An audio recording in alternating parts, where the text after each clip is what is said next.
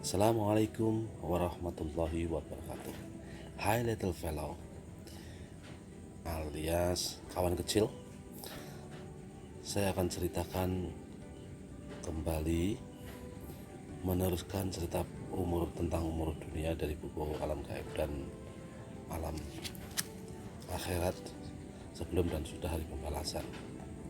Diceritakan bahwa selang 70.000 tahun Allah menciptakan kalam, lauhil mahfud, ars, kursi, dan malaikat.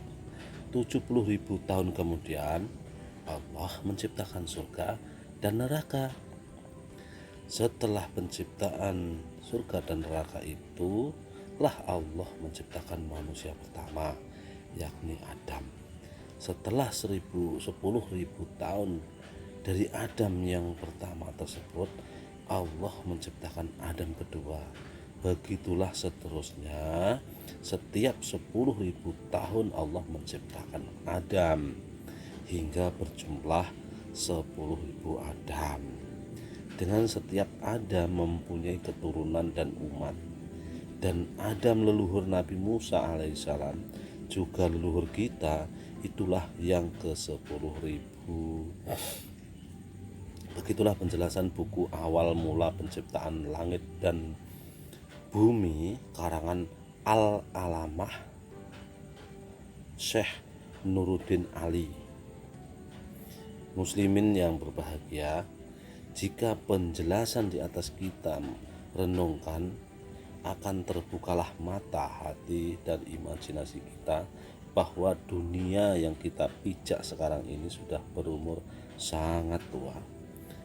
Betapa tidak, Allah menciptakan setiap Adam sampai anak keturunannya yang terakhir dalam jangka 10.000 tahun hingga Adam yang ke-10.000. Pembaca yang budiman bisa mengkalkulasi sendiri.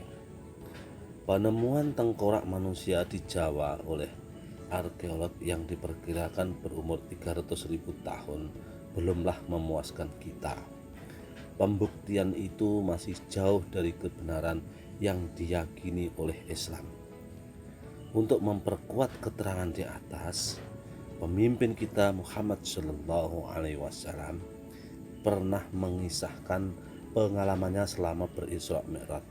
Di tengah perjalanan, Rasulullah mendengar seorang wanita tua namun cantik memanggil-manggilnya. Wanita itu mengenakan pakaian indah perhiasan emas berlian yang gemerlapan.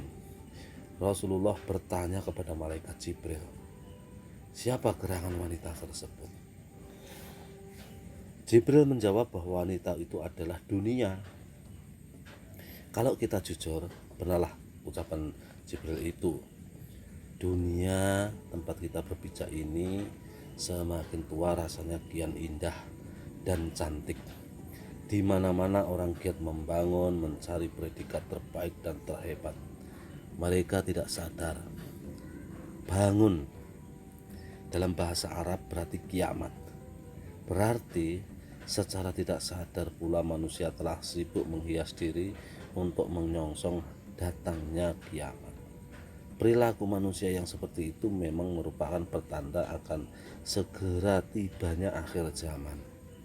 Selain tanda yang sudah digariskan oleh Allah dengan mengutus Nabi akhir zaman, yaitu Muhammad Sallallahu Alaihi Wasallam bin Abdullah. Baik, kemudian bab yang selanjutnya ini adalah asal mula hari ketujuh. Perhatikan ayat-ayat Al-Quran di bawah ini yang menerangkan terjadinya langit dan bumi, yaitu, dan apakah orang-orang yang kafir tidak mengetahui bahwasanya langit dan bumi itu keduanya adalah keduanya adalah suatu yang padu. Kemudian kami pisahkan antara keduanya, dan dari air kami jadikan segala sesuatu yang hidup. Maka mengapalah mereka juga tidak beriman. Yaitu Quran surat 21 ayat 30.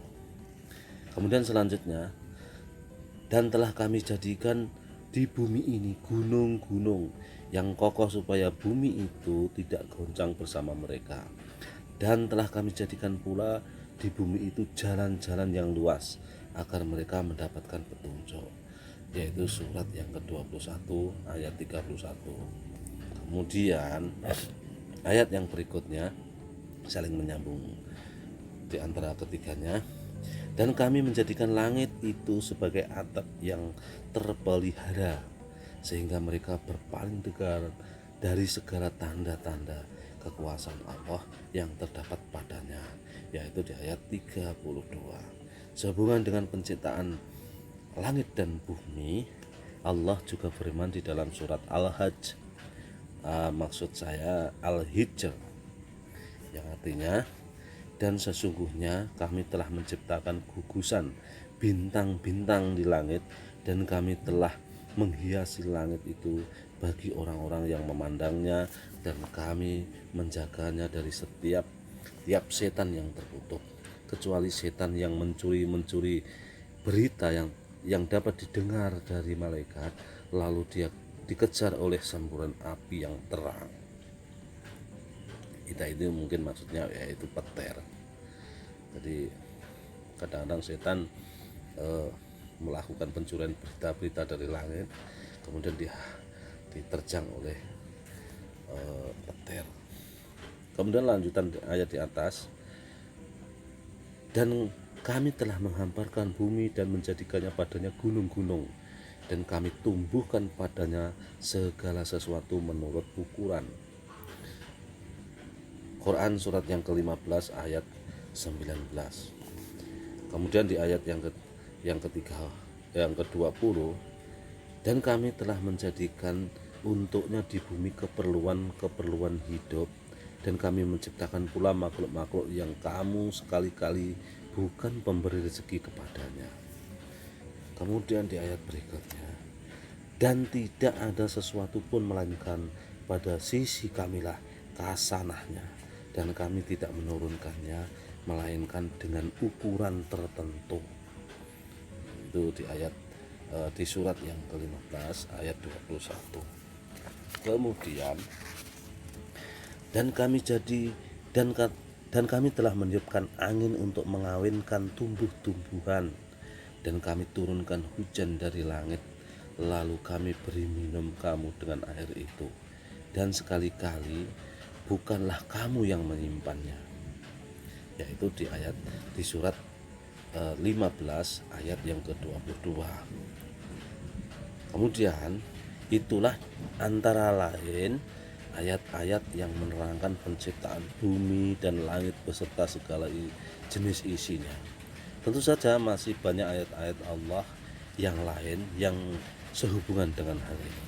Penciptaan langit dan bumi dan isinya itu diciptakan oleh Allah secara bertahap menurut jumlah hari yang ketujuh.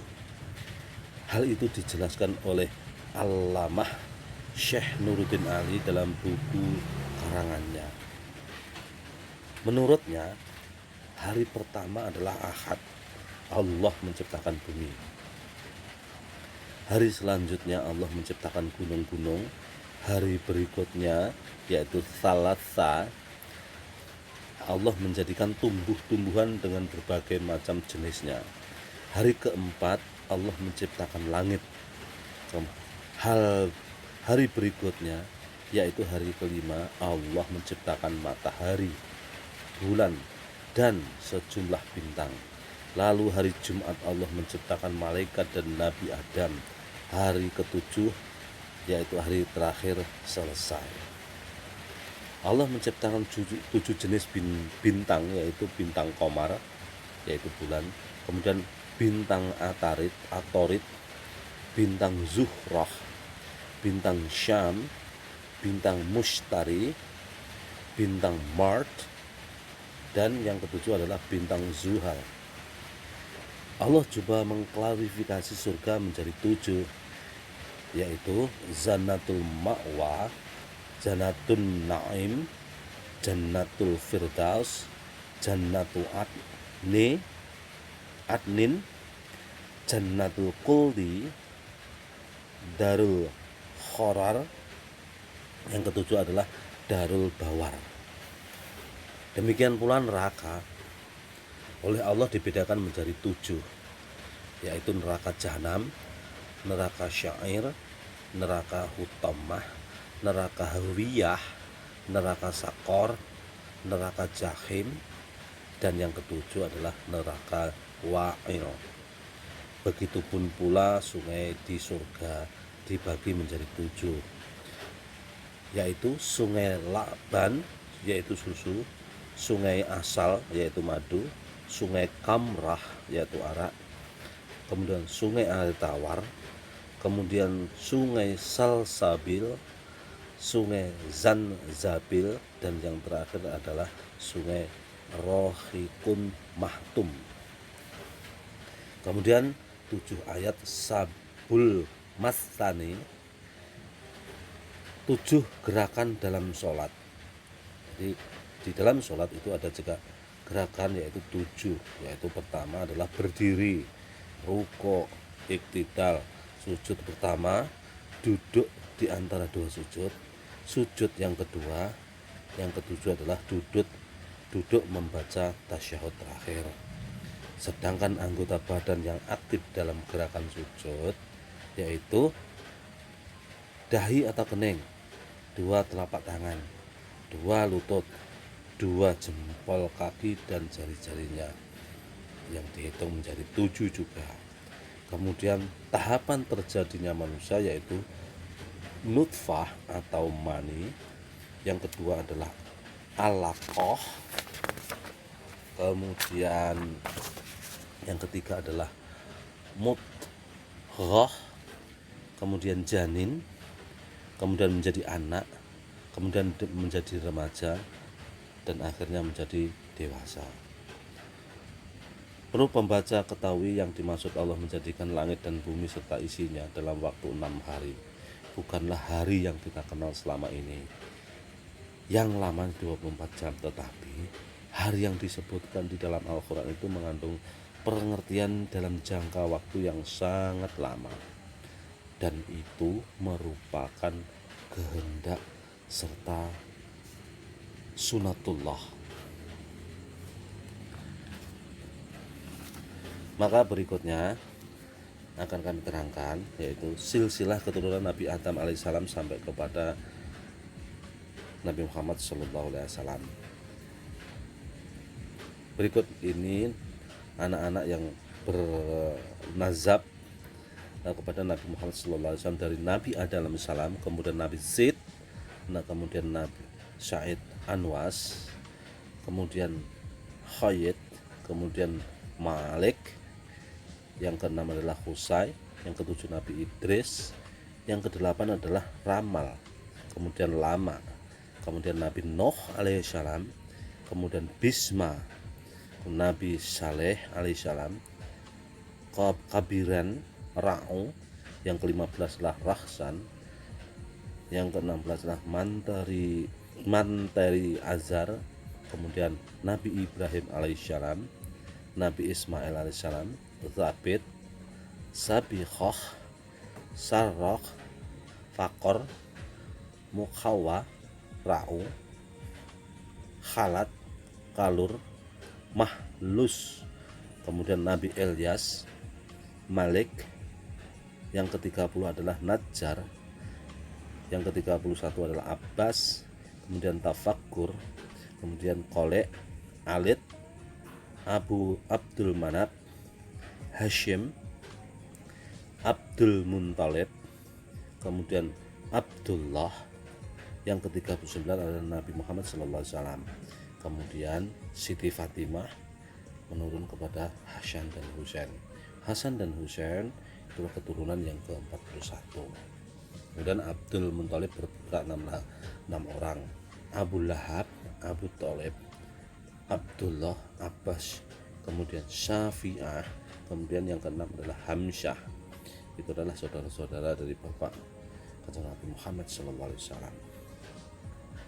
Kemudian Abu Thalib kemudian berputra Ali, Hashim, keturunan yang ke-36 dari Adam alaihissalam, berputra Wahab, Wahab menurunkan Aminah. Aminah menikah dengan Abdullah bin Abdul Muthalib yang akhirnya melahirkan kanjeng Nabi Muhammad SAW.